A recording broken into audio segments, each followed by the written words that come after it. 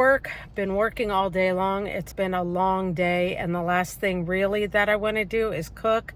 But knowing what I'm going to cook tonight, I'm excited to get home. So tonight we are making the Pioneer Woman Sloppy Joe recipe, and this is one of our most favorite family recipes. So let's get home and start cooking. Okay, we're going to get started. The first thing is the recipe calls for 2.5 pounds of ground beef, but I have 2 pounds, and plus we're just a family of 3. So I think 2 pounds of ground beef is more than enough for us.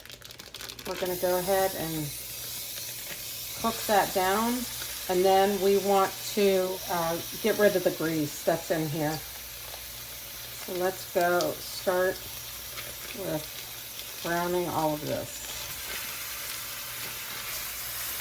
This recipe is one that we do not a lot, but we do it often enough because we love it so much.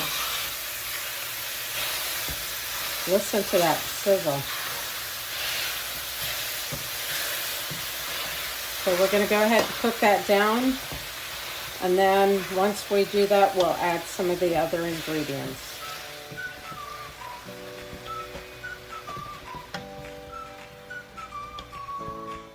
That's a lot of meat.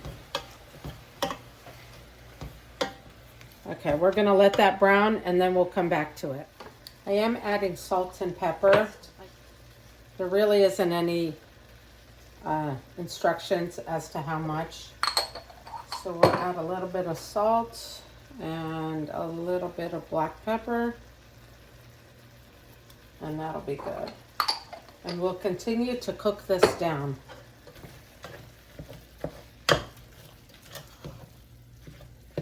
With this, we are serving corn on the side. And I think that's it, right, Dylan? Yeah. I think 1 or 2 sandwiches. For me, it would just be 1 sandwich. But for my sons, they'll probably have 2 sandwiches and some corn. Okay, let's turn this up.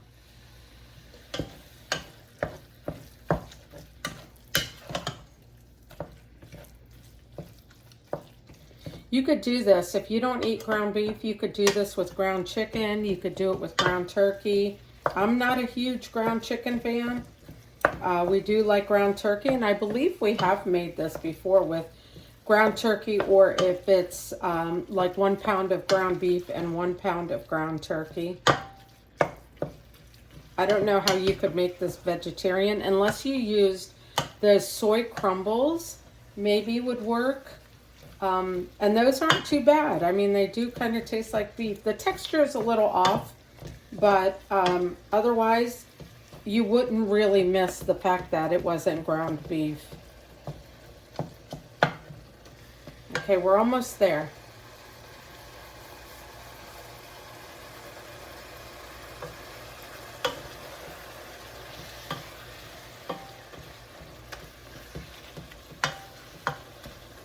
I want the beef to caramelize a little bit, or, get those brown bits on it. That'll add just a little bit more flavor. So I'm going to let this sit and cook away. Okay, the ground beef is cooked, as you can see, but there is a lot of fat in here. So I am trying to, let me see. Got some paper towels. I am going to try to soak up this grease as much as I can. Ooh, there's a lot of grease in here. This meat was 80-20. Normally I buy meat that's like, what is it, 93.7? But, yeah, I do need more.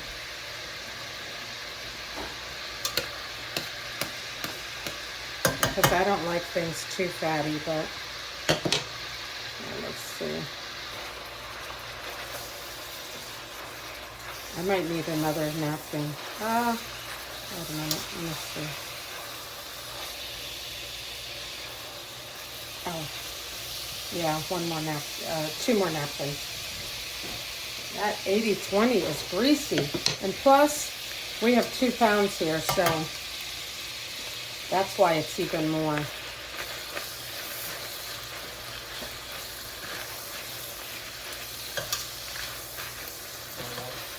No, I think that's it. Okay. There we go.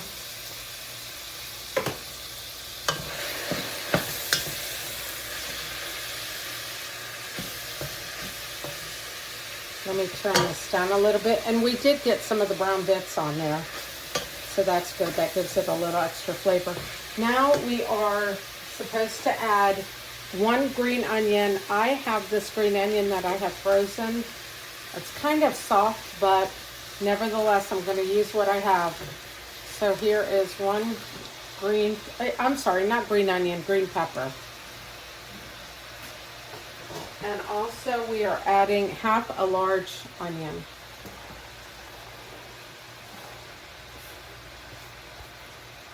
Okay. Let's go ahead and mix this up. Get it incorporated.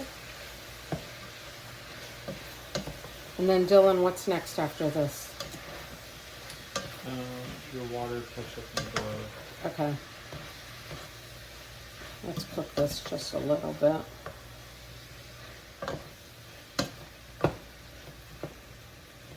I want the onion to cook a little.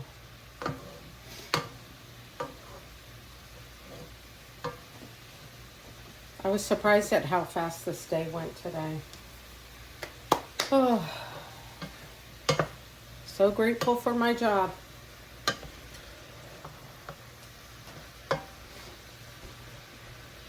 Okay, now we are going to add 1 cup of water.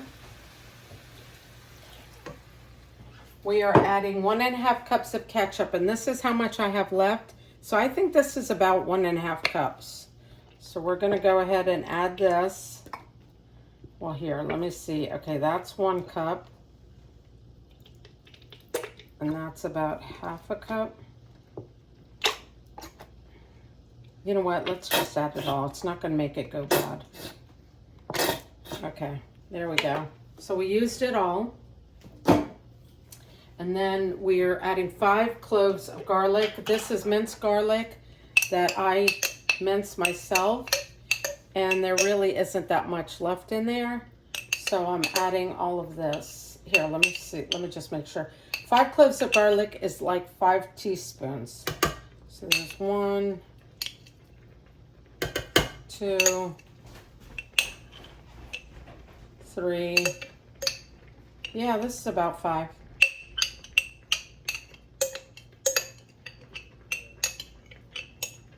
Okay. So I'm going to need, what I do is I buy those big bags of garlic at Sam's Club, and I mince them, and I put them in the jar, and I stick it in the refrigerator for when I need it. Okay, let's go ahead and mix all this together. It already smells so good. I'm going to turn off the corn. It's already boiling, and I forgot. Once you cook this, you let it simmer for 20 minutes, and then it's ready to go.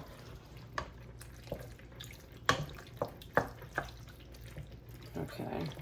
Dylan, what's next? Oh.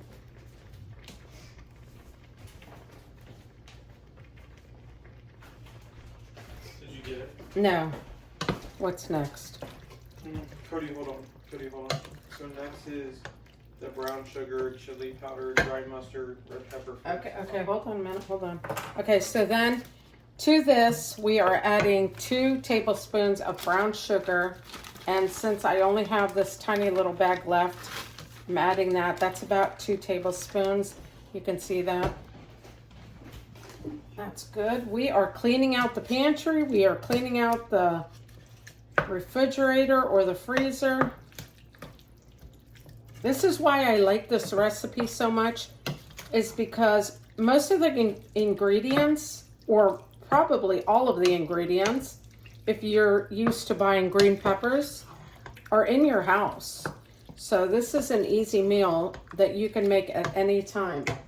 Okay, and then after that, I know we need to put, let me see. Let me look at the recipe.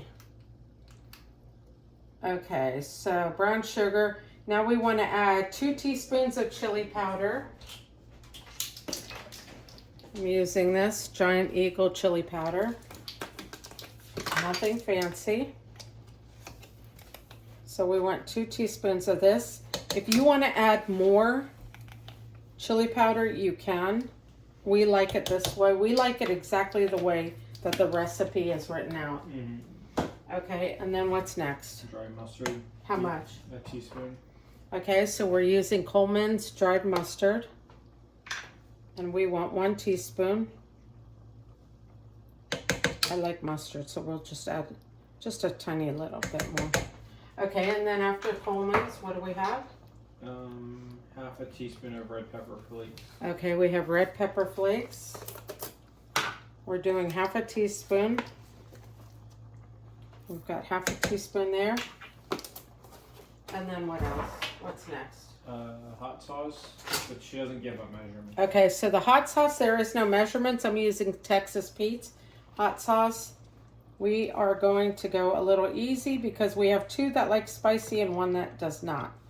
So we're going to go easy on that. And then what else are we doing? Worcestershire. And then we're doing our favorite.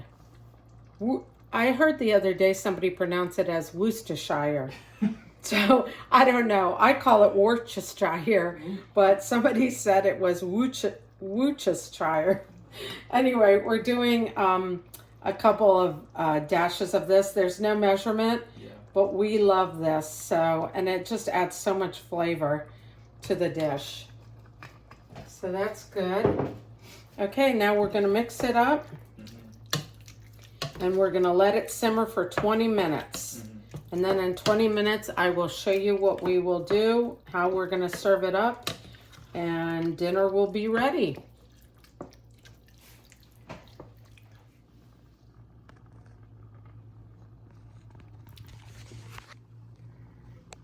I can't get it. Well, flip the camera. Oh. This is what it looks like while it's simmering. I'm telling you, it is so delicious. You can cut the green peppers smaller. This is just what I had in the freezer. I'm going to taste it. 20 minutes has passed by. Let me taste it to make sure. Well, whether it is or not, I'm sure it's going to be delicious.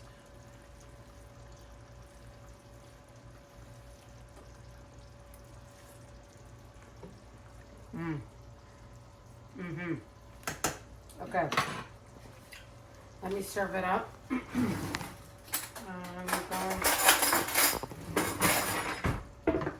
Serve it up on my bun. Now the bun, they recommend you toast the bun. You put some butter on it, so that's what we did. That's what we do every time we have this. So that's probably enough for me, maybe a little bit more. It's enough for me. And I'm adding corn from the can. I can't wait for fresh corn. It's coming. It's coming next week. I mean, next month. Well, technically, it's probably in a couple of weeks. But anyway, so here is the Pioneer Woman Sloppy Joe and corn, and that is what's for dinner.